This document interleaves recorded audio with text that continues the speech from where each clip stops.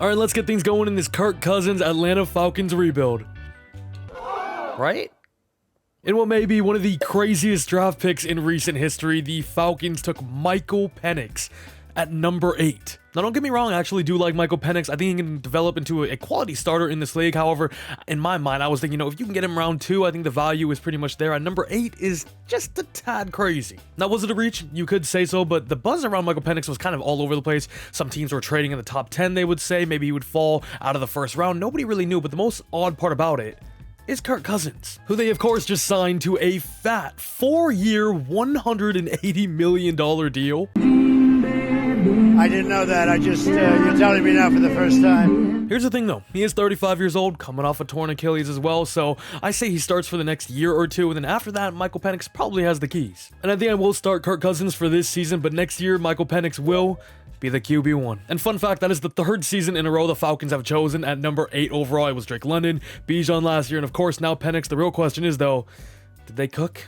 Did they reach for Bijan last year? You could say, but Bijan at the end of the day is a monster. No more Arthur Smith here means he's about to get unleashed. Drake London, I'm also a big fan of. I think he's good enough to be a 1. And he's still only 23 years old, so he's got the world ahead of him. But some other offseason acquisitions include Darnell Mooney from the Bears, who I did give his real contract 3 years, $39 million. And they acquired Rondale Moore in a trade with the Cardinals, of course, giving away the DoorDasher. Now, of course, Kirk Cousins previously wore number 8 in Minnesota, of course, but when Kyle Pitts was asked what it would take for him to give up the number, he just said simply some targets. And now that's why Kirk Cousins wears number 18. Some things just never change, bro. Also, O-line, it's not terrible. We may need tackle replacements in the next few seasons, but Chris Lindstrom is one of the best guards in the league. And a quick note, I am recording this right after day 1, so only round 1 has happened so far, so no rookies in round 2 to 3 yet. Sorry, but wanted to get this one out quick. Now, defensively, it's nothing really too special over here. AJ Terrell was elite just a few seasons back. Kind of struggled last season, definitely wasn't on that same tier, but I think it's more so the lack of a pass rush. Jesse Bates is up to a monstrous 97 overall superstar X-Factor now, one of the best safeties in the league. If you know, you know. Richie Grant's cool at safety. I like Onyemata and Grady Jarrett, but we're gonna need help off the edge for sure. But to recap, I think this team is gonna be the favorite to win the NFC South, so that'll be our goal today. Go deep into the playoff runs. We're gonna start Kirk Cousins this year, but he's gonna be trending downwards. Michael Penix on the other end should be trending upwards. Hopefully we can catch that before it's too late and win Atlanta their first ever Super Bowl. I'm doing training camp with Michael Penix, and there's nothing you can do about it. Because once I get myself a little gold here and he goes up to superstar, I'm gonna be looking like a genius. I'm just saying. By the way, these rosters that I'm using with the rookies already is by my GOAT Kane, bro. I'll put it on the screen right now if you guys do want to download it. It is only on Xbox Next Gen. I'm kind of folding right now, I'm not gonna lie. I mean, what is this though? How do I cook with this? Oh my god. We get gold first try. You know, I don't really like this game. All right, I did one with Drake London, and now I really hate this game. And at midseason, after being the so-called favorites to win the division, we are 2-5. Dude, what the hell happened in week 7? You're gonna sit here and tell me Graham Barton has absolutely transformed this Tampa Bay team? Yeah, I don't really know. 0-42 is crazy, but the week before that, we won 38-0 against Jaden Daniels now. Our other win coming against the Jags, but this is very disappointing. As Kirk only has 1,500 yards, 10 touchdowns, but 7 interceptions. Is the time running out already? Could the call from Michael Penix come a little earlier than expected? It just might. It really just might. I'm going to sim to week 10. If we are still on this losing streak, I might have to pull the trigger. Vikings in week 9. Wow. The Cardinals with Marv are kind of cooking too. Everybody else is having fun with their new draft picks, you know what I mean? So you know what? F it. It's penis time. What? I don't even know why I said that. By the way, rate my coach name. It might be honestly one of my worst ones ever. What? Look, I had to think on the spot, all right? Usually my coach name takes me about 2 to 3 days, you feel me? Gee. And you want to know what makes it worse? This right freaking here. Hey, yo, assistant GM, I need the next go. I need the next Julio Jones. Is it Greg Griffin? Is it my guy GG's himself? Where is he? Number 8 on the big board. He 6'3" out of Clemson. Don't love the DT, bro. He is a physical archetype, though. Ratings are okay. Nothing crazy, but not bad. You know what, assistant GM? Big Truz. Top of the draft board, and we have 2 quarterbacks up here. And the more I look at Matt Washington, the more I think we're going to choose him in this year's draft. I'm just kidding, although that would be the most Falcons pick ever. Tackle. I want a better tackle. Trevon Whitfield looks like a beast. And you want to know what this team's been needing for the last, decade? A demon off the edge, Tyler Ash. Is that you? Nah, bro, I'm not gonna lie. Negative 17 mil is crazy. I mean, what am I gonna do? Okay, we did end off actually on a good note, finishing 7-10, still bottom of the division, yes, but Penix showed some flashes. Hey, if you're still here and haven't subscribed to the channel, please scroll down, subscribe, because around 80% of the people that watch haven't subscribed yet, so help a brother out. Let's get that number under 80%, please, especially if, you know, you enjoy this type of content. There's plenty more of it to come, and, yeah, that's all. Love you all, and, subscribe. That nobody can deny, right? As Kirk Cousins put up 1850, 12 touchdowns, just 9 interceptions, 60% completion rate was just a whole lot of hot doo-doo, right? But Michael Penix came in, put up similar yards there with 1800s, but 15 touchdowns, only 5 interceptions. He's playing like the vet out here. Bijan Robinson was pretty good too, 1,260 yards, 4.2 a carry, 11 touchdowns, not bad. As he is up to an 86 overall already without the morale, of course, he's going to be a demon for sure. Drake London, another good season. The only player we had over 1,000 yards there, almost had 1,100. 4 touchdowns for him, 8 touchdowns for Rondale Moore. Darnell Mooney had 6, Kyle Pitts with 6, but a little disappointing. I really want to unleash Kyle Pitts. One way or another, we will be there. Believe me. Kane Ellis, Nate Land, I don't even know who this is. Nate Landman over 100 tackles, 13 TFLs for Lorenzo Carter, Grady Jarrett with 12, 11 for James Smith Williams. Grady Jarrett, 10 sacks. Monster numbers there, 7 for Onyemata, 4 for Carter, but we need somebody alongside the other guys. Ebiketie only had 2, which is very disappointing. I was hoping he could maybe take a jump and help us out in that department. You feel me? AJ Terrell, 4 interceptions, 2 for Nate Lamb, Kane Ellis, Richard Grant, and Kevin King. And oh my goodness, I didn't even mention my GOAT, Young Wei Koo. Because all the old hoes, they basic. And I'm sorry, but if I saw that correctly, we beat the Saints in week 18, 42-3. Penix was an absolute beast. Killed Derek Carr in all departments there, and that's, you know what, that's the momentum we need going into next year. As Penix kind of had us on a roll, we swept the Saints there, beat the Bucks, Panthers, Colts, Bears. We lost 18-21, sadly, of course, with Caleb Williams and Rome Odunze. The Bears may be the biggest winners of day one. Let me know your biggest winner so far of the draft. Ooh, Philly Texans Super Bowl. MVP went to Dak Pistachio. How the hell did Isaiah Pacheco get in the top 10? But if we look now at Offensive Rookie of the Year, it goes to Jaden Reed. Of course, it's going to be a little mixed with the previous class. There's just nothing we can really do. Caleb Williams here. Marvin Harrison of the Falcons, of course.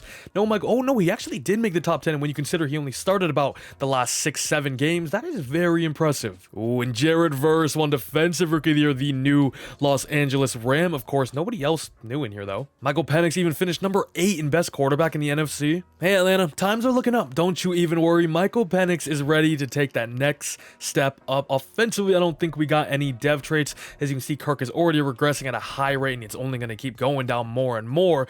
Defensively, I see a little AJ Terrell up to Superstar X Factor, which is awesome. However, I believe he's the only one on the entire team that got a Devy. Nate Landman, 1-year man out of Colorado. This dude's kind of nice. Maybe I was just a casual, but guess what? Not anymore. You know what? Let's fucking make him our number 1.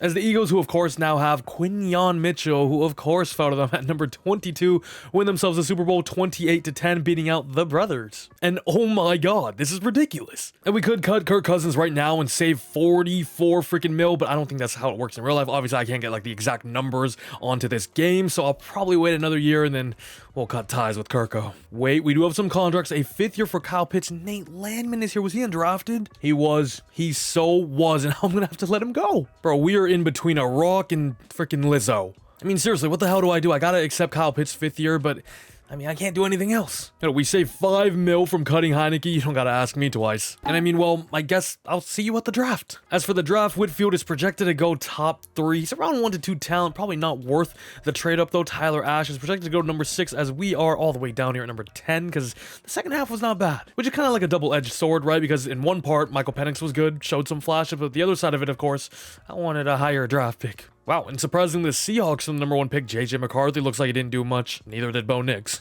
Let's rock.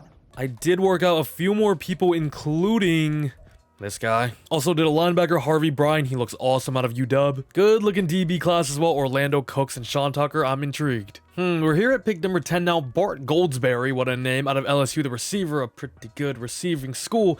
Looks decent, right? He doesn't look anything too special. I'm a little tempted to go him here. He's the best receiver on the board, the highest on the big board, but I think the wise move may be to trade down. Because we're honestly not in the best situation right now. I think trading back, acquiring more draft picks, and getting more players as a result of that would be just the better move. See, in this package right here with the Raiders is exactly what I'm looking for. We're going to move back 14 spots to 24, but get 56, get 120, even get a future 5th as well. Because, you know, we are not anywhere close to a complete roster yet. We got a lot of holes still to fill out. And at pick 24, after weighing out a few options, I think I'm going to settle on this right end. LaMarcus Colvin out of LSU, a massive run stopper here, 6'4", 306, just 22 years of age. His ratings don't blow you out the park. It does have elite strength there. Everything else there is just all right, but his physical or his core attributes as a whole, real good. A block shed, A play rec, A tackling there, A to C power moves, we don't know, but a B awareness as well is not bad. Like I said, we just need help on our defensive line for the most part. We can maybe look for an edge in round 2 or maybe next year if we have another high pick. LaMarcus Colvin, though, is going to be my first pick today. He's going to end up being hit in development, and that is the perfect way to start things off. And of course, here now in round 2, we not only have our pick at 10, but 24 as well. And with pick 10, I'm going to go with this 6'3" corner, Roy Seymour out of Wake Forest. 23 years old, coming out a little bit older than usual, but his ratings look pretty good with great acceleration, great agility there, decent jumping, everything else not too great. His ratings though good. B catching, B press, A hit power, only C man, but B zone with A to B awareness. We need a partner alongside AJ Terrell. I think Clark Phillips is here too, which I kind of forgot about. He was buried on the depth chart for whatever reason. Hopefully though, Roy Seymour can add on to that. However, he's only normal dev. With pick 24 in round 2, I'm going to move back to 62 here with the Niners, as well as acquiring 126. Because you want to know who caught my eye? Jaden Ross, this middle linebacker prospect out of Notre Dame, 6'3", pass coverage, 22 years old, 236 pounds. Ratings there all look really good with elite jumping and elite speed. You love to see that. But his attributes too with A awareness, A hit power, I kind of like what I see here. The value kind of there at the end of round 2. Why not take a gamble? We need linebacker help, especially after losing my boy Nate Landman too. Jaden Ross, welcome to the freaking squad. However, the linebacker run is not going to stop there because we, of course, scouted out Harvey Bryan here out of UW. He's just 21 years old. He's a bit of a project, but he is a hell of an athlete right away, too. His attributes look good, too, in our linebacker room. Just like that, is it completely revamped. Okay, he's only normal dev, which sucks, but like I said, he's only 21 years old. Draft recap time. I don't think we had a bad draft. I just simulated the rest there. Colvin ends up being a 74 overall. Seymour, same thing. 71 for Jaden Ross. 75 for Harvey Bryan. Not bad at all. As I sim to the rest, the CPU kind of went brazy. Max Redmond is going to be a hidden dev wide receiver out of Maine. They got me a tight end in round 5, Clyde Westerman. Yo, the CPU is really my goat. I ain't even gonna lie, they be carrying me, Dion Parnell. Okay though, it could have been a lot worse, to be honest with you, as the highest rated overall in the class are a ton of 76 overalls. I saw a few of this guy, especially this dude, who I had my eyes on out of Oregon State. I was honestly quite close to going him in round 2. Hopefully he's nothing crazy. Only a star. And I mean, if you're only a star, we don't really care too much. Ooh, here's Bart Goldsberry, who went number 12 to Tennessee. Remember, if we stuck and just chose at a pick number 10, our original pick, we would have ended up with him. And honestly, the guy that the CPU drafted me is probably just as good. So a good decision by me, I would say, as this class, honestly, as a whole, was nothing special, as you can see. Here now for year number 2, the offense is kind of flying, hey? 87 overall, however, Kirko, your time may be done. Michael Penix is now the QB1 moving into the future. The CPU drafted me Redmond. I'm going to make him our wide receiver 4, by the way. A little tempted to even bump it a little higher and just bank on his upside, but we'll keep him there for now. They also got me Westerman. Defensively, though, I feel like we have made some upgrades. I'm going to start Seymour right away. Clark Phillips, I'm going to make our number 3. He can probably play in the nickel for us, too. Colvin, we got now to round off a decent-looking D-line at the least. And Jaden Ross, I'm going to make my middle linebacker 1 right away. As Harvey Bryan is not so much an outside linebacker in terms of a pass rusher, but I think I'm just going to keep him out there for now. We don't really have anything better anyway. Lorenzo Carter isn't great either. It's specialist, though. He will be starting still at rush right end. Let's make Ross, honestly, our number 1 sub linebacker, and I guess this is how it's going to look. But of course, Michael Penix heading into year number 2 now showed a lot of flashes in the second half of last season, so hopefully we can keep riding that momentum and take another sophomore leap. And I'm here in week 1 now, where we're going to be facing off against Bo Nix and the Denver Broncos, of course. Let's go ahead and sim it, see if we can just start off this second season right. We also have a what? I was not expecting 52-7. Michael Penix is here, ladies and gentlemen. He didn't really do too much, to be honest with you. He did a lot more than Bo Nix, though. That's for dang sure. As Bijan Robinson just went crazy. And yeah, no wonder why he got himself a cheeky little breakout here to potentially go up to Superstar X Factor. And of course, after all of that, we end up losing week 2 21-7. Obviously not. And this time around at midseason, we are currently 3-4, but at least second in the South. Penix has about 1,200 yards, 10 touchdowns, 5 interceptions, 62% completion rate. It's nothing crazy, but it was not that leap we were looking for. Bijan, on the other hand, is going absolutely bonkers. And like, let's be honest with ourselves, our squad really isn't all there yet. I'm going to put our national scout on D end. as we still may be a year or two away from potentially hitting our peak, of course, with some of our players developing, as Ross is only a star. We still do not have Colvin. As for player contracts, we do have some quality starters here, but our cap room is still not great, is it? But hopefully come the end of the season, we should have a little more wiggle room. What a game. And another breakout for us here is it's going to be Roy Seymour, the rookie out of Wake Forest. Tough task ahead of him, though, against DK, Lockett, and JSN. Oh, but on the bright side, it looks like Roy Seymour is now up to a star dev. And even 10k XP, don't mind if I do. New ability unlocked for Young Wei Koo. Let's throw him a little Zen kicker. Week 10 against the reigning Super Bowl champions, 38-28. We lose. We're still somehow second in the division. Prospect spotlight is going to be for another receiver, this time Sidney Burks. As that reminds me, we didn't even check out the guy we had last year, Enrique Tyson out of Bama. Wow, wow, wow. Look at some of these tackles as well. Holy crap, what a freaking crazy looking class. Can Sidney Burks follow that trend around? It doesn't look like it. He is a deep threat though, and his physical ratings look kind of out of this world. But you know, we'll worry about him a little bit later. For now, Enrique Tyson. Alex Lewis, his teammate out of Bama too. And then let's do DJ Schroeder out of Miami here. Could be a gem on day 2. As week 18 is upon us, and oh man, we didn't make the playoffs.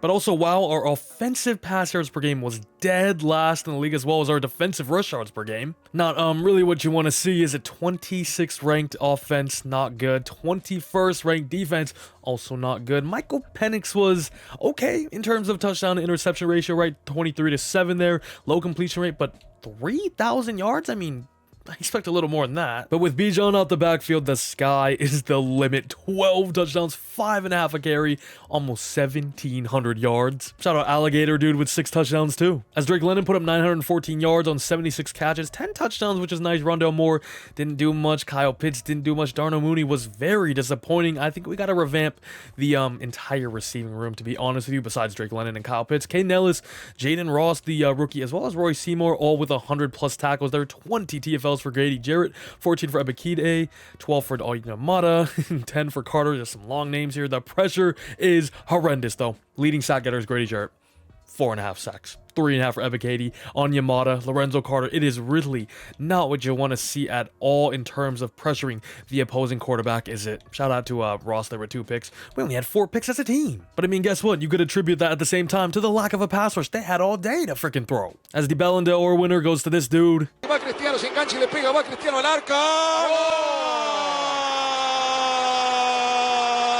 Drake May already finished his top 5 in MVP. What did the world let happen? Ooh, and defensive rookie of the year goes to Sean Tucker from the Seahawks. Jaden Ross ends up number 2, though. I see Roy Seymour getting in the top 10 too. Can somebody explain to me how Bijan was number 4 for best running back? Because if you ask me, that boy was the best running back in the league, which is why he doesn't go up to X Factor after that season. That's crazy. That's crazy. The tight end is star, by the way. Redmond, we still do not have. No upgrades on offense. Defensively, still do not have Colvin. Still do not get another upgrade. Oh my god. Thing is, our team's actually not too bad in terms of rating, but we are struggling. As the Cowboys beat the Ravens, wow, 27-24. They win a Super Bowl, Dak MVP, Super Bowl MVP, words I never thought I'd be saying. All right, but now into the offseason, Kirk Cousins is down to a 70 overall. We're going to go ahead and release him, free up about 45 mil here, which is going to let us breathe a little. Grady Jarrett, we'd save about 12 mil. Same goes for Caleb McGarry if we cut him. Darnell Mooney, we'd save a bit. Same with Jake Matthews, David Onyemata, Caden Ellis. We might have a bit of a fire sale here. Darnell Mooney, after like a 400-yard season, I couldn't care less. David Onyemata is still good, but at the age of 32 now, I think it's probably wise to move on. Probably going to look to add some youth to this offensive line as well. 30 years old now, Caleb McGarry. I'm going to take the 12.5 mil. Caden Ellis, another guy I just don't think we're going to need. And voila, would you look at that. 77 mil in available salary cap here. Feels good. Actually enables us now to re-sign a few of our key quality blue chip guys like an AJ Terrell. We'll give Drake London a 5th-year option. He's quietly up to an 88 now. Now, Richie Grant really doesn't want the most money. I think we go to the offseason and in free agency and just see what other options we have. But if worse comes to worse, we will just re-sign him. And I think same can go for Rondell Moore, who's asking for a little much right now. And ladies and gents, we can at least cook a little bit in free agency. Tyron Smith, Kendall Fuller, some good names. Harrison Butker, Jalen Warren, Julian Love. After that, though, I ain't gonna lie, it ain't looking too pretty. I think getting a serviceable vet like a Kirk Cousins behind Michael Penix would be really, really ideal for us. I'm just kidding. Bring the GOAT back. Well, I went to free agency to see if there was anybody better than Rondell Moore, and it Doesn't look like it. Ooh, would you look at this? Byron Murphy is sitting here in free agency for some reason. Of course, the Seahawks first round pick, but remember the Seahawks were the #1 pick that one year. Maybe Byron Murphy was a bust, didn't work out for them, or he just didn't connect, didn't gel with the locker room. I'm gonna try to pick him up here, give him a second chance in Atlanta. All right, some big moves are to be made. Kendall Fuller, Rondell Moore, Tyrell Dodson, Richie Grant. I'd like to bring back Byron Murphy, of course. Tyree Phillips, and then Taylor Heineke are all of the offers that I put out here on day one of free agency. A few of them are gone. A few of them are still here, though. We end up getting Kendall. Byron Murphy is the big one, Tyree Phillips and Taylor Heineke. But the other three are still here, and the other three still have us as the #1 top offer so far. Rondell Moore, can you just accept, please? Thank you very much. I think we just went 7 for 7. I'm going to throw our first private workout on right tackle Corey Robbins out of USC. I'm going to put #2 on this day 3 corner Rayshon Vanover out of Kentucky. And then after losing Drew Dolman, I think we need a new center, Mark Cooper out of UCF.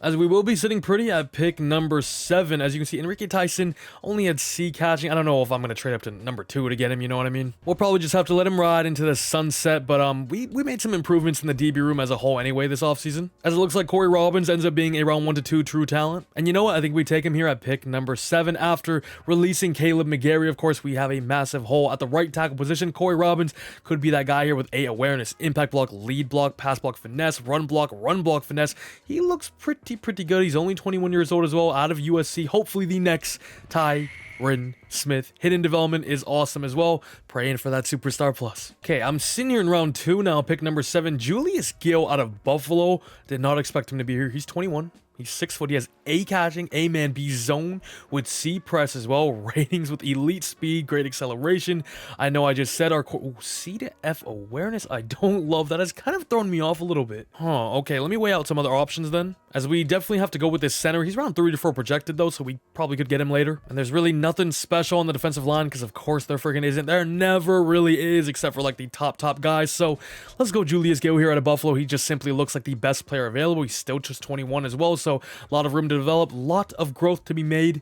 Maybe the sky is the absolute limit with a player like him. Also, I don't know why the player avatar isn't popping up. I can't even see like the draft board. What is wrong with this game? All right, as we are now here in round 3, that center, I'm praying to God, is still here. Mark Cooper out of UCF looks like a beast when you look at his key ratings. He as well is only 21 years old. His ratings look awesome too, with elite agility and change of direction, great jumping and great acceleration. This dude is the man under center for Michael Penix. Mark Cooper, welcome to the squad. Another hidden dev. We're kind of on a heater. Round 4, Dalton Pemberton here out of Tulane. Looks like the best available prospect here at strong safety. He just looks all right. Elite strength as well. Just praying for another hidden. Oh my God. We are 4 for 4. We are 4 for 4. You know what I'm saying? I'm going to go one more round. I'm going to go one more round here in round 5. Can we get an ace? And we may have found somebody nice here. Emmanuel Barnett, the run-stopping linebacker out of Georgia. Ratings don't look the best, but I do like the core attributes, especially sitting here in round 5. I think this is a sneaky good value pick here in the later rounds on day 3. Oh my God, we just freaking did it, baby. I'm ending it off there. 5 for freaking 5. I'm calling that an ace. As that draft could not have gone any better. 74 rated for Corey Robbins, but Julius Gill was indeed the correct decision. 77 overall, 72 for Mark Cooper. Pemberton and Barnett are only 67 and 66, but were hidden dev, which is awesome. CPU. Ooh. This time I got the best of the CPU as the Enrique Tyson. Here he is, #1 rated guy in the class at 79, or I think he is. He went #1 though to the Titans. No way I would have got him.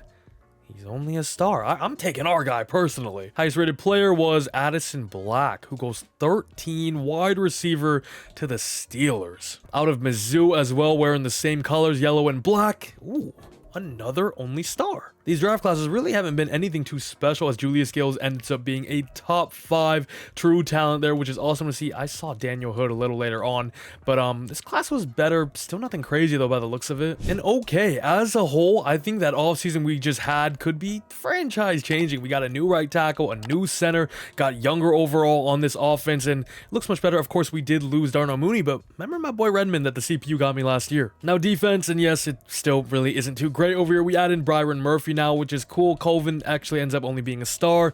Linebacker room is still tough. We still just do not have any sort of aura outside or on edge, of course. I might have to make a trade for somebody if it comes to it. I've actually been playing these every year. Can Michael Penix just go up, please? And once again, at the mid-season point, we're 3-4 on the bright side, though. We are top of the NFC South. Penix still just kind of 1,800 yards, 9 touchdowns, but 6 interceptions. As we should have a few development traits. Offensive line, both only a star. That is pretty pain. Defensively, Julius Gills is a superstar, which is nice to see, and then we don't have the safety yet, of course. As for player contracts, we have Kyle Pitts, Tyler Algier, Arnold Ebiketie, Kendall Fuller, some of the older guys down here. Kyle Pitts, I know he hasn't really been anything too crazy, but we cannot afford to lose a 90+ overall onto our team, so gotta keep him at all costs here. Arnold Ebiketie has honestly been a whole ton of mid, so probably just gonna let him walk. As for everybody else, similar story. 2-5 Saints up next, of course. Ooh.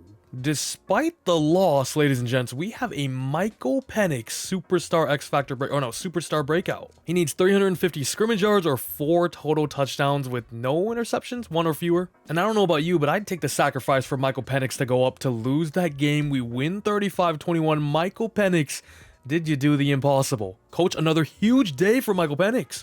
No way. He actually just went up to superstar. Okay, the energy is shifting now. The rebuild and the winning starts now. The 3-6 Saints again in week 10. We beat them this time around, though. And as for this draft class, whoa, some of these corners look insane. We don't really need corner anymore, although I guess we could lose out on Kendall Fuller, of course. What I'm really looking for, though, is an edge. Okay, there's a top 5 talent down the board. He's not really an edge, though. More of a, you know, an off-ball linebacker. But also, holy crap, Rashad Mason, top 5 talent in day 3. Don't mind if I freaking do. Anybody here look crazy? We got some round 1 talents at least, which is good to see. You know what? I'm sorry. I got to find one. Duke, Massey, and then I'm putting the other 2 on these 2 as well. I want to know all of their talent. And I mean, hey, we'll take it. We finished 8-9, but top of the NFC South, make our first postseason appearance here, playing the Eagles, who just beat us in Week 18. And as for stats, Michael Penix put up 4,090 yards, 23 touchdowns again, but this time 13 picks. He's been a bit inconsistent, I'd say. Bijan Robinson, once again, though, a monster with 16 touchdowns, 4.8 a carry and 1,300 yards. A little down on these departments, but 16 tuds is nice. Ooh, and it's Drake Lennon with 8 touchdowns and 1,222 yards. Very nice. Still no other receiver, though, or no other weapon over a K as well, which is kind of what I want to see. Rondell Moore was good. Redmond, who got the start this year, decent as well. And Pitt's still a little quiet. As Tyrell Dodson, Jaden Ross lead the way for tackles made with 100+ there. 13 TFLs for Phomv, 11 for Grady, 10 for Ebiketie. But a similar story for years past. The sack leaders is a total of 4, which is just so insanely low, man. Oh my God. But I mean, hey, it's something. We made the wild card round, which is nice to see. We are going to be at home as well against Philly, so it's not out of the rain we come out with an upset here. Let's see how we fare, though, against these Super Bowl champs. Just a few years back, they drive down, score the first touchdown of the game, but we equalize at the end of the first quarter. They get a field goal this time around. We get a touchdown. They get a touchdown. First half is a high-scoring one here. 21-24 heading into second half. Now 24-all. Eagles take a 3-point lead into the fourth quarter. We cannot drive down 10 points. Get a field goal. It's 4th and 11 after a Jalen Hurts sack. Oh my God, we are pinned on the 1. Of course, we are pinned on the 1 against Jordan Davis and Jalen Carter in the middle as well. However, Bijan still gets us out of the hole. We kind of got to go, though. We only have 2 timeouts, and we got 92 yards to freaking drive down here as Penix throws it to Bijan, and he gets us a bit of nothing. Kind of the worst case scenario here, to be pinned on the 1. Whoever their punter is deserves a raise for that. 3rd and 2 now. Penix slings it out. It is an incredible grab. What in the world by Kyle Pitts himself. No huddle here. 1:10 to go. 1 timeout left as we find ourselves onto our 28. Now Penix, the new superstar man, drops back to pass again and throws a pick.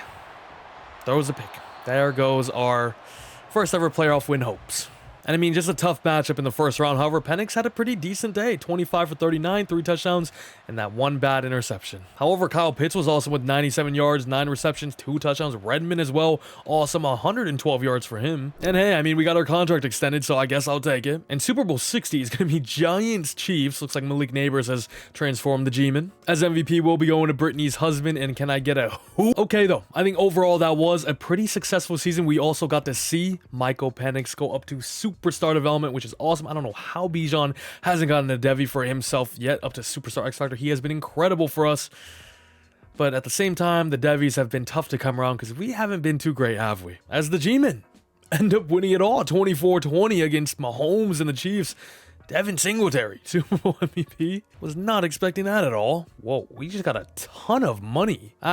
Jake Matthews has retired on us. So that'll explain it, as we now have a massive hole to fill at left tackle Bijan Robinson. 5th-year option, we'll go ahead and accept that. Honestly, though, everybody else here, I think we're going to let go. Besides Taylor Heineke, who I would love to keep around. And maybe Grady Jarrett too, who I want to kind of be a Falcon for life. But okay, with 85 mil, our squad trending in the right direction, I think this is the season to be aggressive and kind of go all out here. Maybe make some big moves. Travis Kelce, hello. Ronnie Stanley is an even bigger hello. Because Jake Matthews retired, not a problem at all. And oh god, with the rosters being from the files, of course, Caleb Williams here, Jane Daniels, they of course don't have their dev traits because you can't change them on the real rosters for whatever reason, so that kind of sucks. Ooh, and okay, I'm going to withdraw the offer on Ronnie Stanley, which sounds crazy. I see Zach Tom here. He's a few ratings lower, but way, way younger, and just gives us more stability and, you know, a future with him, and, you know, maybe a wife and kids as well. Okay, we are tied to the top offers. I'll probably offer him a little bit more. We'll make it a player-friendly deal. Why not? We got the moolah, and we're now number 1. I'm going to grab Bilal Nichols just for depth purposes. Yeah, like an outside linebacker, Dallas Turner is here, Drew Kutrenko, Shaq Barrett, never mind. So we got Zach Tom, E. Mitchell, Jalen Watson, and Bilal Nichols here. Not maybe anything, you know, franchise-changing, league-moving, league-altering, I would say, but some good additions, I'd say, and I think I'm going to explore some trades because we desperately need help off the edge, and I'm honestly willing to give away maybe our first 2-round picks for the next few years. Ed Oliver would be nice. Baron Browning, like, no. Chris Godwin. Joe Tooney would be pretty cool, too. I'm, like, looking for something on the D-line. Jonathan Allen, a bit too rich, though, at 31 years of age now. Ooh, Ronnie Stanley. Cam Curl's a superstar, which would be cool. JSN here. George Pickens. Danielle Hunter, but also 31 years old. How disrespectful. What? However, let me hit up Houston again. I am intrigued in Danielle Hunter. They would like a 1st, 2nd, 3rd, 2026 though. Ooh, I think this would also mean I keep my 1st in 2026 as well. This is not a bad deal. Although we would lose our 2nd and 3rd, which could be a little costly. How about I just get rid of all of that and we'll just offer you a 2027 1st? Only halfway. My goodness, what are the Bears doing? At this point, they may be the most cursed franchise in the league. Ooh, Trey Hendrickson, I believe, just requested a trade in real... Okay, he did just request a trade, though. What if I throw you a little 2028 first rounder? 2027 2nd rounder? Close. How about a little player or two? I know you want Clark Phillips. Oh my god, he's actually yellow interest. Hold up. Ooh, I'm down. Lonnie Chancellor, 63 overall running back, gets the job done. Trey Hendrickson is now a part of our squad. And with him now here, it may be wise to probably switch up to a 4-3. And one last addition here, Juwan Bentley's joining us for 1 season. Okay, and in terms of the draft, nothing here is really anything too crazy. I'll probably look at Mick Tyler a little bit later on in round 1. That may be my 1st round pick. However, over here, we do have Rashawn Mason. He's flown up a little bit though, up 24 spots as you can see by the green arrows. But other than that, I think we're looking good. I think I'll look at Devontae Knox maybe a little later on, as we could always use some more depth at DB, of course. Chris Branson, a nice little looking left guard out of Auburn as well, I believe. And then let's try out like Gabe Day here at a tech. Looks not bad for a round 3 to 4 projection. Ooh, and okay, Mick Tyler is currently projected to go at pick number 16 to the Colts. We are all the way down here at 20, so I might have to trade up just a tiny bit. And for this pick, they want Bijan Robinson. Kick rocks. I'll give you 20 and a future 3rd in 2028. Honestly, that's close enough for me. Round 4 in 2027, thank you. And I'm hoping our guy is still there. He is. McLeod isn't looking too bad either. Guess we can kind of check out the both of them side by side here. He's a speed rusher out of Penn State. Okay, a little Chop Robinson, a little Micah Parsons. Elite acceleration and speed. Attributes look good too. A awareness, A finesse moves, B tackle, C power moves, A pursuit. Am I getting sold on Isaiah McLeod? Mick Tyler, on the other hand, another speed rusher. He's also 6'5", out of Auburn. Physically looks really good as well. Both of these guys look honestly kind of like demons. It's just which one would you rather have? I don't think you can go wrong with either of them. However, we traded up for Mick Tyler. Let's go ahead and take Mick Tyler because he's 6'5". That is crazy. With those ratings and that type of speed, that is something that doesn't grow on trees very often. Hidden development. He now pairs alongside, of course, the new addition in Trey Hendrickson as well, and our edges have gone from 0 to 100. Ooh, I'm excited. Our team next year is going to be, we're going to be ready. We're ready to compete. I hope. It's up to Penix, man. Okay, and a long sim later, thanks, Devontae Knox. We are here at pick 20 in round 2. Rashad. I know I just signed Juwan Bentley, by the way. I kind of forgot. We had this dude scouted as a top 5 talent, but that's okay. Never hurts to have more depth, especially at linebacker and DB and anywhere, really. Rashawn Mason, despite only having a B awareness there, is a top 5 true talent. There's only 5 of them in the class. We found one of them. hidden development as well out of UNC. Is 23 years old, a little bit older. However, he is ready to come in and be an impactful player day one. Or some would say day zero, you know what I'm saying?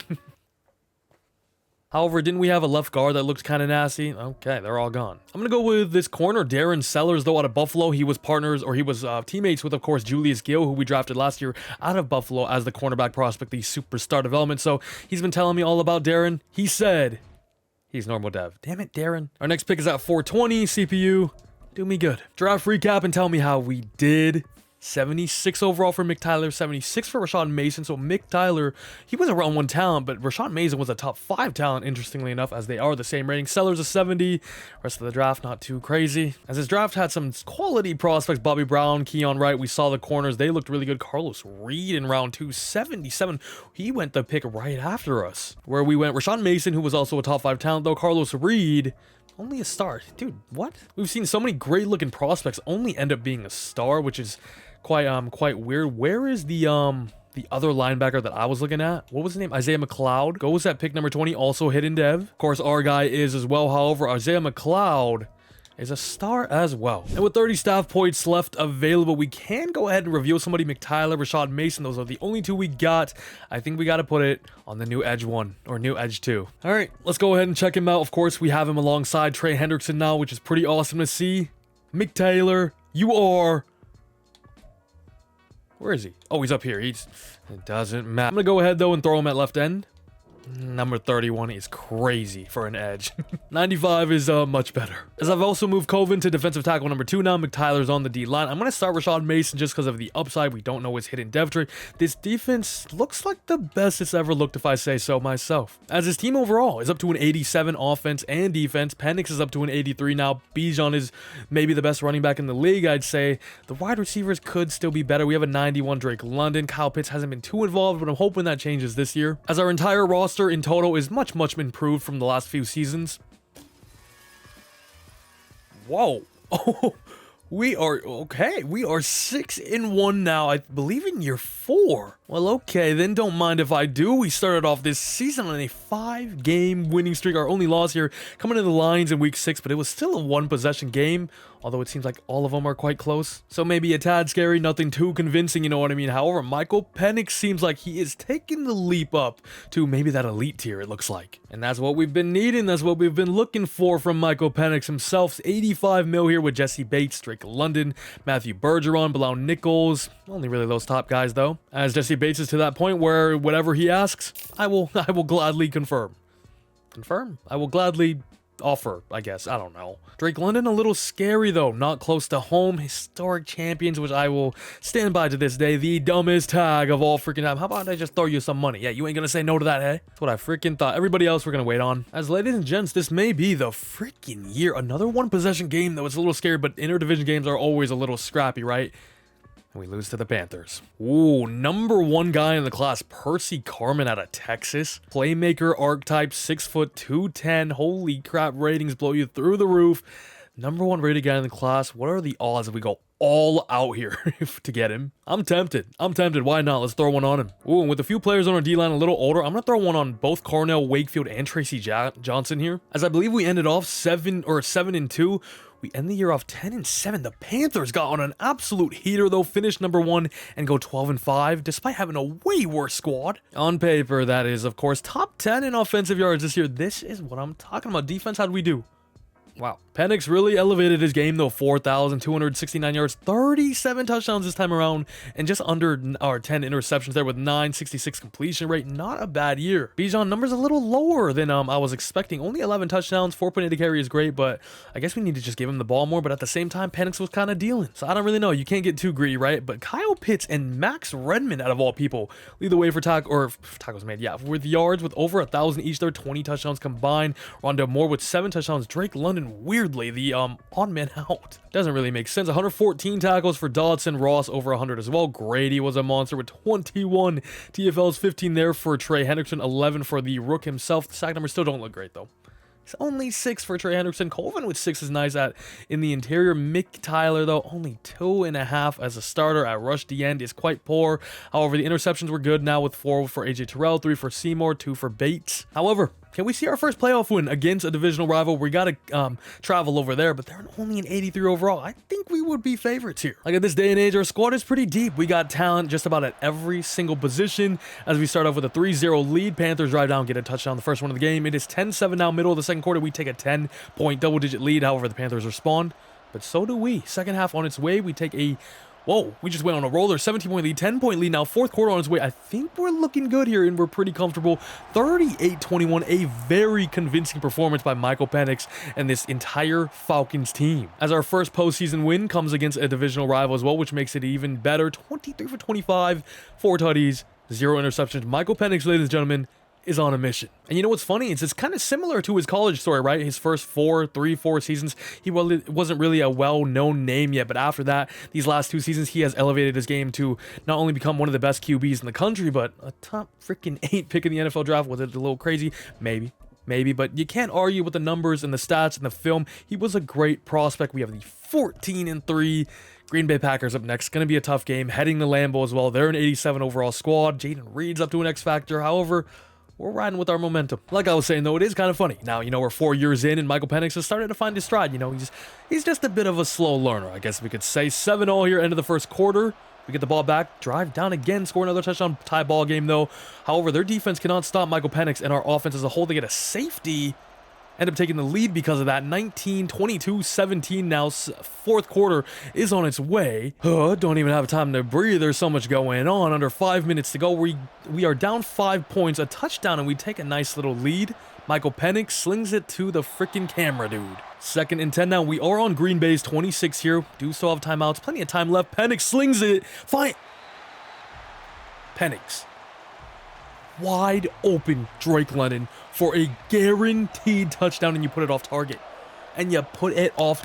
Come on now. That was the perfect opportunity. And on 3rd and 10, down 5 points with under 4:30 to go, we just ran the ball. 4 down territory, I'm guessing. No, we're going to end up kicking a field goal with Younghoe Koo and just got to rely on our defense to get one more stop, I guess. Odd decision making, man. I thought Arthur Smith was gone. Like, come on now. Green Bay Packers back with the ball, and just like that, they are driving little by little. 3rd and 4. With just about 2:15 to go, we get a stop here. We have a great chance, great chance at driving down, kicking a potential game winner. However, it's a wide open Luke Musgrave for a first down and more. What are you doing, 58? Who is that? Please, can somebody explain to me what the hell he was even celebrating there? 2-minute warning is gone. They're going to run the clock out. We just got to not let them get a first down. We could very well be cooked here. It is only a 2-point lead. If they kick a field goal, they'd go up by 5. There's still a lot of chance. However, it is now 3rd and 3. There goes our final timeout. Josh Jacobs is a hard man to tackle in open field. On our 15, he gets the ball again, and it's a wide open hole in the middle. And the Packers take us out in the divisional round. Man, we played them good, too. We had the lead for a large part of this game, to be honest with you, but just couldn't come through when we needed the team most in the dying seconds of the game. But you know what? I like it. We've made more improvements, winning our first playoff game, played the 14-3 Green Bay Packers. Extremely tough. However, Josh Jacobs was just too much to handle. So honestly, I think things are looking bright over here. We're on the trajectory upwards. I think our team now is safely, maybe even a contender. Especially if Michael Penix can win an MVP. That was a rogue shout. It goes to Patrick Mahomes. Caleb's now on the Commanders. Penix, though, does get in the top 10 for the first time, which is pretty cool to see. We got nothing else, though, of course. However, Penix does end up going to Superstar X Factor, up to an 88 overall now, just 26 years of age. Dude, we could really start booming now. Bijan, this man will never get a Devi. It seems nothing else on the offense. Maybe we need to add, like, just another stud wide receiver to pair alongside Drake London. Max Redman was great this year. He could have went up to Superstar, now that I'm thinking about it, right? He put up some pretty good stats. Rashad Mason, was he a superstar or did he go up to Superstar? The top 5 talent, of course. Looks like he was a superstar. What a pick. Obviously, it was hard to miss with him being a top 5 talent, but you know what I mean. Let me get my W's and be in peace. Nothing else. And the Packers, who beat us, of course, end up winning it all. 20-14, beating Lamar and the Ravens. Josh Jacobs just had a historic playoff run, I guess, and I guess the NFC goes through Green Bay. Hold up, did I see that correct? We have 75 mil available in salary cap. Let's freaking cook. Let's freaking cook in this offseason. However, let's re-sign some of our players back, of course. LaMarcus Coven, 5th year, of course. Matthew Bergeron, probably going to let walk. Maybe we can upgrade in the offseason. Younghoe Koo, I would have to be a fool to let you go, my guy. My brother from another mother. Ooh. You know, I was quite confused why we had all this money. Grady Jarrett has retired. Damn. Which sucks, because one of my biggest motivations was to get Grady Jarrett a ring before he retired. Unfortunately, we just have not been good enough to do that just as of yet. But man, our team is the best it's ever been, and he is now gone, which sucks. I think we lost Matthew Bergeron, right? And there's a cheeky little Elton Jenkins sitting here. Yeah, don't mind if I do. Also, of course, from Green Bay, the team that just beat us, the team that just won it all. Come join our side, hey? Is there any studs over here? Roma Dunze's here. He's only an 80 overall, though. Rashid Shaheed, Michael Wilson, Dontavion Wicks. I'm not really going crazy, you know? Actually, hold up. Another Packer here in free agency, another good one too, in Kenny Clark. With Grady Jarrett now gone, of course, he would be a massive addition. There were some other guys in here for depth purposes, because of course, everybody is gone. Did we go? We did not. We got 3 of the people we wanted. The big one was Elton Jenkins. No Kenny Clark, though. Dang. You know what? That's okay, though. Let's go for my boy, Zach Zeeler. Safeties, there's not many options here. Prez signed with Seattle. He'd be insane there. So I guess just Zach Zeeler it is, as he is gone, and we end up getting him. We were tied with Carolina, so thank you. Ooh, and remember we talked about getting a stud receiver. Percy Carman is a top 5 talent. Elite acceleration, change of direction, great agility, good strength and jumping. He's a bit slow, though, ain't he? 4.51? His attributes look really good, though, but 4.51 in 2024? Oh, Tracy Johnson's also top 5. Do I have my picks this year? I mean, crap, what do we do now? It's going to be extremely tough to move up to number 1 from 25. Nah, we don't even have our first next year. There's no way I can. As we also don't have a second, so I'd probably have to take him round 1, right? Yeah, Percy Carmen's projected to go number 1, and it's with New Orleans, who I don't really want to trade with either. That kind of sucks, man. That story, honestly, would have been perfect, but maybe a little too perfect. Maybe we still look to trade for a stud receiver, because I definitely really would want one and try to make that last second push here, as in round 1, pick number 25, let's go ahead and trade Tracy Johnson, another top 5 talent in this class, projected a little later on, but the value here is still immaculate with elite acceleration and elite strength. This dude looks like a monster. We just lost Grady Jarrett, and we draft his replacement. Maybe not. Maybe not. Only normal dev. Wow. And I think we're going to pull the trigger on a massive trade here for Gabe Davis. He's an 88 overall, so it would be a nice addition. We're giving away a ton of draft picks here, including the 3rd round pick right now, which I don't see any value in. I've shopped around all sorts, every team, every receiver possible. There's no better option than an 88 Gabe Davis. So let's full send it. Let's try to end off with a bang. Tracy Johnson ends up being a 78. We knew he'd be good. But I'll be honest with you, I'm more curious in Percy Carman. 78 overall, same rating. Hidden dev, of course. However, it's really this. That's going to get me. Percy Carman. Wow. This draft in this entire video, all the prospects have not been anything too special, have they? Everybody's just a star, it seems. I mean, my guys are freaking normal. Like, come on. As I guess we can check out the number 1 rated guy in this class, Connor Lindley, cornerback. Okay, there it is. Year number 5 now. We're a 90 overall squad. This is the best the team has ever looked. This is the most developed the team has ever been. We got 90s in a few different positions here. We got Gabe Davis now as a big addition. Michael Penix is coming off one of his best seasons yet, or definitely his best season yet. As our defense looks better too, with Gills up to an 85 now. We add in Zach Sealer on our defensive line. It looks as best as it's ever looked with Trey Hendrickson, of course. Linebacker room looks good too. Last season, we got our first postseason win, and we're just inches away from potentially getting ourselves into the NFC Conference Championship. Here now with a better squad, better, more developed players.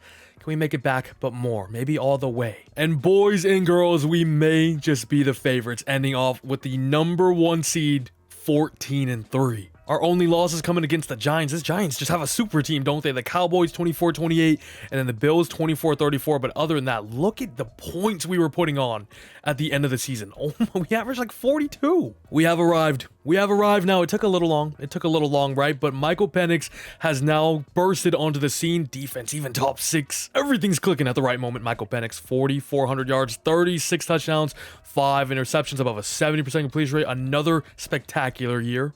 Oh, Bijan Robinson just had probably the best running back season of all time on 306 carries, put up 1,765 yards, 5.8 a carry, and 27 touchdowns. And it seems we had, 34 touchdowns on the ground in total. That is I don't even know what to say. 34 touchdowns. Max Redman has been a demon lately. 1,200 yards. 14 touchdowns for him. Kyle Pitts also great. 11 touchdowns. I knew I said I was going to unleash him.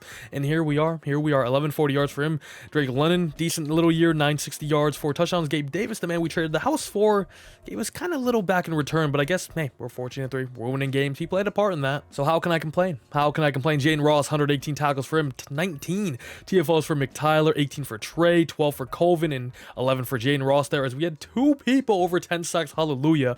Never thought I'd see the day. 11.5 sacks for Henderson. 10 for Zach Sealer. 7 for McTyler. 5.5 for Colvin there. That's probably the most sacks we've ever put up. Royce Seymour. Julius Gills, 3 picks each. 2 for Terrell and Watson. Yo, everybody, every single position put up some numbers this year, which is why, of course, we are the #1 seed. We got the Niners here in the divisional.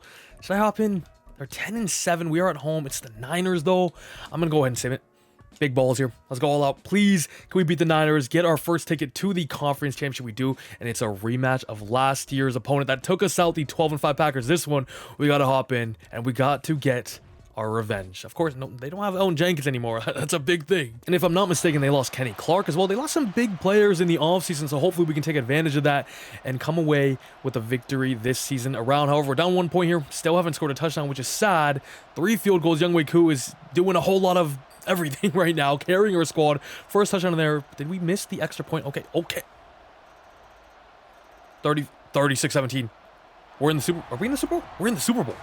We just beat the Packers. We kind of ran them out the park there. I'm not going to lie. After their offseason losses, we took advantage of that, and our squad is now finding themselves in the freaking Super Bowl. Bijan Robinson is maybe having the best season of all time, period. No matter what position, no matter anything. Just period. Josh Jacobs, we're familiar with their game now, buddy. We made it our mission for him to not cook us again. The 9-8 Bills. Of course, Josh Allen, of course. Ooh, I haven't seen who they picked yet, because remember, I'm recording this after day 1. They traded back freaking twice. Yearly awards, Michael Penix does not win it. Justin Herbert on the Chargers, of course. Don't know why I'm mentioning that, but Penix gets into the top 5. Hey, ATL 8A Penix. I still don't know what that even means. Bijan Robinson is your old boy, because of course he freaking is. Was it going to go to anybody else? Michael Penix is your best QB. Are we sweeping? Brandon Ayuk. Redmond was number 3, though. Best O-line. Chris Lindstrom, best D-line. Nope, and nope. Younghoe Koo? Nope, not him either. Dude, what a freaking season, though. Bijan, if you don't go up this year, I will slap myself so hard. Finally. Thank you very much. I think Chris Lindstrom also went with the superstar for winning best offensive lineman, which is awesome. Him and Owen Jenkins together at guard is just incredible. Oh, we also took Zach Tom from the Packers. We've been kind of poaching the Packers. You know, they're playing checkers. We're kind of playing chess out here. Max Redman, of course, who's been playing in the slot, having great back-to-back years, goes up to superstar. Awesome to see. Defense, McTyler, superstar dev. Hey, I'll take one.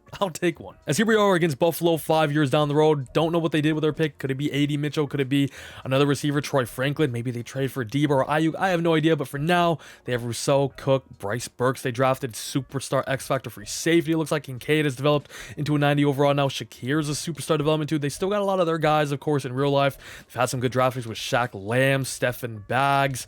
It's a good team. It's a good team, no doubt. But is it better than our team? That's the real question. We're in 91. They're in 86. We are definitely the favorites here. Let's make them know why. Let's freaking cook. Both teams here are searching for their first ever Lombardi trophy, so a lot at stake, a lot on the line. The nerves are definitely kicking in as the first quarter ends. No. Second half on its way, we get the first touchdown of the game, take a 7-point lead, but the Buffalo Bills come back, drive down, equalize, but we just scored in quick succession there as the second half is on its way. We have a touchdown lead, but the Bills equalize 14-all now. We get another touchdown, miss the extra point. Why do I feel like we keep missing extra points? I don't know. Fourth quarter on its way, Buffalo driving down at about midfield there on the 40 now, and it's a 40-yard touchdown for Cameron Garland. All right, or is it? Huh? What? Did they not just score? What? Pass to Cameron Garland for a 40-yard touchdown, and now... Wait, what? I don't know. Maybe I'm tweaking, but they didn't get the points there. I don't know. They're driving their own. The one they're going to score anyway and take the lead. Fourth quarter, 7 minutes to go. Now we just go 3 and out pretty much. Michael Penix doesn't go anywhere. We punt the ball back to Buffalo here as they drive down. We cannot let him get in the end zone here as the clock is definitely ticking. 3rd and 13. A field goal isn't the end of the world here, of course. They'd be going up 4 points, but if we can get a turnover, you know, that would be kind of nice. They convert the first down. You're kidding me, guys. How have we let that happen? How did we let that happen? 3rd and 13. We had them right where we freaking wanted them. Josh Allen drops back to pass again. And they find the end zone. Khalil Shakir, the man getting in the end zone to put Buffalo up 7 points currently, with it likely being 8 after this. It's still a 1-possession game. We got to go for 2, but I trust our offense, our high-powered offense. When we need the most, can we rely on it? Come on, boys. After the historic number, the historic year we just had, we need one final drive, and we need the 2-point conversion as well. Michael Penix slings it out to the left side here to Bijan Robinson. He gets a good few yards and gets out of bounds. Penix not doing a whole lot, though, as the nerves have most definitely kicked in here. 2nd and 8 now out of the gun. Penix drops back to pass again. A lot of time in the pocket. Finds a man on the crosser. It's going to be Kyle Pitts, who didn't go out of bounds, which is kind of annoying. He had so much room and so much time to just step out of bounds there and save us some of the clock, save us the 2-minute warning. Penix slings it out. It's another grab by Kyle Pitts. He's coming through. 8 receptions, 126 yards for Pitts. He's been a monster. This is also a Tyrell Dodson revenge game, as we have him on defense. That was very random. 1st and 10, though, on the 46. Finds our boy Max Redmond, I believe that is, for another first down. We are driving, still have timeouts, still a lot of clock left, so it is really not the most stressful situation here, although we do have to find the end zone. Don't forget Bijan. 3rd and 9 now after the Bills got some pressure. Penix just threw it away. He's now an empty with all the weapons out wide. Time in the pocket as well, dropping back a little too much. Finds a wide open Kyle Pitts, who has been a monster, a man on a mission this drive.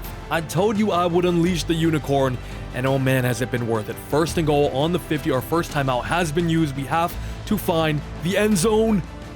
Kyle Pitts drops it, getting double covered as well. Can't say I really blame them, because that is the only way to guard that man. 2nd to go now on the 10 out of the gun. Penix drops back to pass again. I wouldn't hate a run. We have time.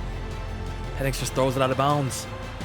Oh, 3rd and goal now. Of course, this is 4-down territory. We got to go for it all. I wouldn't even hate a run here, because we do still have timeouts. We are going to run it to Bijan. Of course, the man that had 27 touchdowns this season doesn't have a touchdown this game, but gets us 4 extra yards, which could mean the world in a situation like this. 4th and goal, the game on the line. Michael Penix finds Drake London in the end zone. Oh my God. Oh my God. Drake London comes through, however. Let's not celebrate too much yet. We need the 2-point conversion to tie up the ball game, to send this into a potential overtime. Hold up. Yeah. Oh, yeah. I think he's in. What the hell is this, Madden? I can't see anything. Imagine he was just not in. That would have been a heartbreak. Absolute heartbreak. Here we go. 2-point conversion out of the gun. Michael Penix finds Gabe Davis, I believe that is number 8. I was gonna say, I don't know who that number is. I believe that is Gabe Davis. I don't know where the crowd is. The crowd isn't going crazy like it was before, but we just put up a 76-yard drive. Michael Penix had ice in his veins that entire drive, and the man that we made the big move for in the draft, giving up a ton of draft picks for, comes through to tie up the ball game against his former team as well in Buffalo. I forgot about that 25 seconds ago. I hope this goes to OT if we don't choke. Wasn't this dude a freaking private workout or something? A prospect spotlight? I'm pretty dang sure he was, and I just looked past him, and he is coming back to bite. All right, they're just going to hand it off to James Cook. Waste clock. I'll see you in OT. They're not giving you that chance, Tyler. I promise. Because you know what happens if they do. No, he doesn't make it. Come on, Penix. Show the world why Atlanta took you at number 8 overall. Our O-line has been phenomenal. Can he get out? He at least got the ball away. But I'm not gonna lie, there was a lot of room for him to run into there. He just held the ball for a little too long, as Bijan is gonna get us just about 3 yards. This is not looking good. Here we go, Penix. This is where the money is to be made. 3rd and 7. We need this first down, and we need to keep this drive going. Time in the pocket. And you try to check it down to Gabe Davis. Oh no. As we will be punting the ball to them, and of course, a field goal will win them this Super Bowl here. It's going to be tough to stop. That is an incredible punt, though. I did sign a punter. I forgot who it was, but thank God I did. Can we get him down? And here we go. Josh Allen and the Buffalo offense take the field. Can our defense step up and get one last stop here? Sideline! Touchdown! Unbelievable! It doesn't look like it. It's Sydney Burks as well, dude. Oh my god. Can Sydney Burks follow that trend around? It doesn't look like it. How have we let that happen? Who is that corner? I think that's Gill. I'm pretty sure that's Gill. Maybe not. I think that's Seymour, maybe. How have we given that up on the very first play of their drive in overtime? And that's how we lose the Super Bowl, 34-28. Absolute heartbreak after that drive we had at the end of the fourth quarter to tie up the ball game, the 2-point conversion as well. Bijan really wasn't his crazy self, you know, that he was in the offseason. Oh my god, has he bit me in the ass or what? Sydney Burks, 11 receptions, 211 yards, and a touchdown as well. I mean, are you kidding me? Kyle Pitts was phenomenal. A big chunk of these was on that final drive as well. Gabe Davis, Drake London, Max Redmond once again was awesome for us too. But we just couldn't get it done. Couldn't get it done. Only 1 sack today from Trey Hendrickson there. The Bills had a few. They had 3 sacks. Their D-line was definitely playing with a little edge to him, eh? And to no surprise, Josh Allen ends up winning Super Bowl MVP. However, with us 5 years into this now, I think I'm going to call it there. You could call it unsuccessful without winning a Lombardi. However, I think we've built an amazing squad that should compete and contend for years and years to come. As it took Michael Penix some time to develop, about 3 to 4 years into his career, but at 28 years old now is up to a superstar X Factor and 95 overall morale, and had some incredible seasons, and especially these last 2, where he put up 4,400 yards, 36 to 5 tutty to interception ratios, 4,300 yards, 37 to 9. The first 3 years were a lot of learning. A lot of growth, a lot of figuring out the league, and, you know, getting mentored by Kirk and Heineke and all that stuff, as we weren't looking good these first 3 seasons, but these last 2, he has really developed into now, I think you can say, an elite quarterback. And if he can come anywhere close to what he did today in this video, I think Atlanta fans will be pretty happy with that. But in terms of their happiness at this very moment, I'm not sure it's too high, is it? Bijan was a beast for us every single season, put up some ridiculous numbers, especially though here now in 2027, where I don't think I saw his name, but he should definitely have been top 5 in the MVP race. Now the receivers were just kind of okay, right? Drake London has now actually developed into one of the best in the league at a 95 overall, never went up depth traits, never really put up crazy numbers. You know, Max Redmond we saw put up some great numbers in the last few years here. We played him in this slot. He has developed now to a 90 or 85 overall superstar. Gabe Davis we traded for, made a big play in the Super Bowl. However, we were just short. Kyle Pitts, look at this man though, up to a 99 now, still just 27 years old, which is crazy. People forget how young Kyle Pitts really is now, right? He has developed into definitely the best tight end in the league now. Was awesome for us when we hopped in and watched a few games. Kyle Pitts is a demon. And as a man that has him in Dynasty, can this please be a glimpse of the future? Offensive line was cool. We drafted Cameron Robbins, something like that. Cooper as well, and Elgin Jenkins. We brought in Lindstrom, obviously the mainstay on the Atlanta's original team, and Zach Tom as well at left tackle. Also, if I'm not mistaken, I believe Westerman and I think Redmond were both draft picks from the CPU, so huge shout out to the CPU, who always be coming through for me. Of course, defense, we kind of had some trouble. This front 7 was never really elite. You know, we were struggling, especially off the edge. We had guys like Lorenzo Carter, Arnold Ebiketie for maybe a little too long. You know, we ended up making a big splash for Trey Hendrickson. He was pretty good for us, but couldn't get us over the edge, unfortunately. Mick Tyler, I wish I could have gotten him a little earlier, because he has actually been developing quite nicely up to a superstar 85 now, and interior was nice too. Sealer, Colvin was actually nice. I think maybe my first pick of the video, so pretty cool to see him develop into a pretty solid player now. Cornerback room was good too. AJ Terrell is now a 98 superstar X Factor, which is awesome. We had a great draft picks with Sellers, Roy Seymour here, 83 now. Julius Gills, 90 superstar, came out as superstar as well. So the DB room honestly was pretty fire. Jesse Bates obviously didn't really have to touch him too much. Not that I wanted to. 99 superstar X Factor. Richie Grant was kind of just okay. You know, we got Mason a little later on. He's a superstar, has developed nicely. Ross we had early. Brian, we had a lot of linebackers, but really it was never anything too special. And that's probably going to be wraps for me. If you're watching this, I really do appreciate you. I'm not going to go another year just because I'm probably going to stay up all night trying to edit this, get it up the next day. So if you're still watching, please leave a like, show your support, leave a comment down below as well, as I read every single comment, and let me know which team I should do next, because I will be doing all 32 teams, a realistic rebuild with a new draft picks as well. So let me know in the comment section below which one you guys would like me to do next. Of course, subscribe to the channel if you haven't already. Keep the notice bells on, because like I said, every team will be coming out, so it could be your team next. You never really know, but that'll be the end of me. You could say it's unsuccessful, but I think with the team we built, the player development we've seen from Michael Penix and a lot of this team, I would say it went pretty well. Sometimes you just can't really win them all, right? So take care, everybody. See you.